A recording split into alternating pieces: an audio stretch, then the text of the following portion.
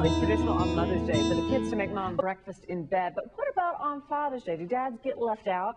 I know my dad complains that he does. So this morning we're going to show you how to empower your kids to treat dad to a delicious and nutritious meal without a mess in the kitchen, without dangerous knife work or complicated instructions. Elizabeth Yarnell is the author and inventor of glorious one-pot meals. She's here to show us how. Good morning. Thanks so much for being with us, Elizabeth. Good morning. Thank you for having me. So tell us how this works. I'm intrigued that no knives, no dangerous things in the kitchen. Dangerous. This is something your 7 or 8-year-old can do and have dinner ready for dad, and they can make it all by themselves. It's so easy. And in fact, any of my recipes can be made in a similar way to this, and I'll show you why this is going to be so easy. But the first thing we want to do is use a cast iron Dutch oven like this one.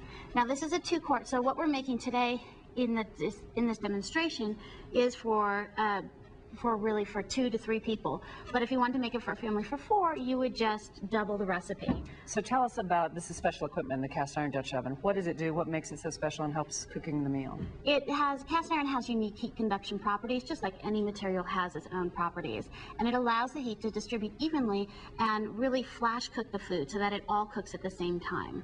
That's why we're going to use, and you'll see, we're going to use fresh and frozen ingredients today. Okay, so show us. Okay, whoops, sorry. I'm going to break your dish. No, trust me. It's hard to break a cast iron dish.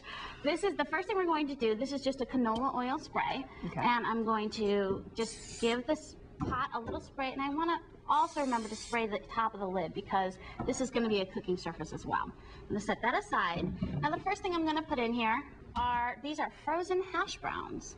Now these are only potatoes. There's nothing else added to them. They're in the frozen section of your grocer's freezer. This is 3 cups. Now if you're going to make this for a family of 4 or 5, you'd want to double that to 6. We're just going to put that in there and we're going to give it a little bit of salt here. And that's about it. Now we're going to drop in some pearl onions, and these are also frozen, so they don't have to be peeled. Your youngster doesn't have to worry about using a knife or anything like that. The next thing we're going to put in is our steak, because what dad doesn't like steak?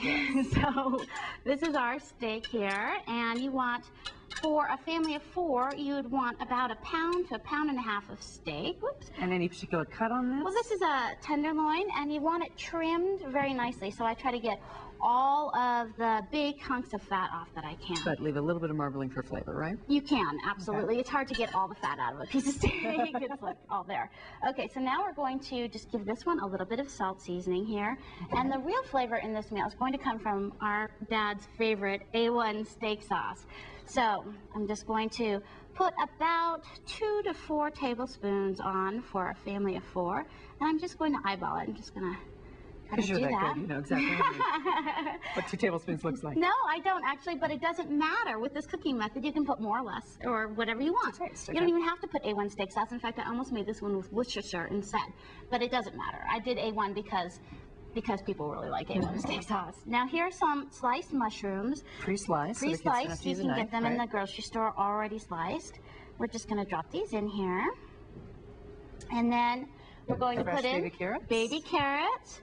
And these are just from, you know, the bag of carrots, so they don't have to even think about doing anything with them. And we're running out of time, so sorry. Great. The last thing we're going to put in here is some frozen green beans. So you don't even have to trim them. Let's put our lid on, pop it into a preheated 450-degree oven. Voila, here you have your complete meal here. Beautiful. If you can see this, it is all done. Should I bring it over closer?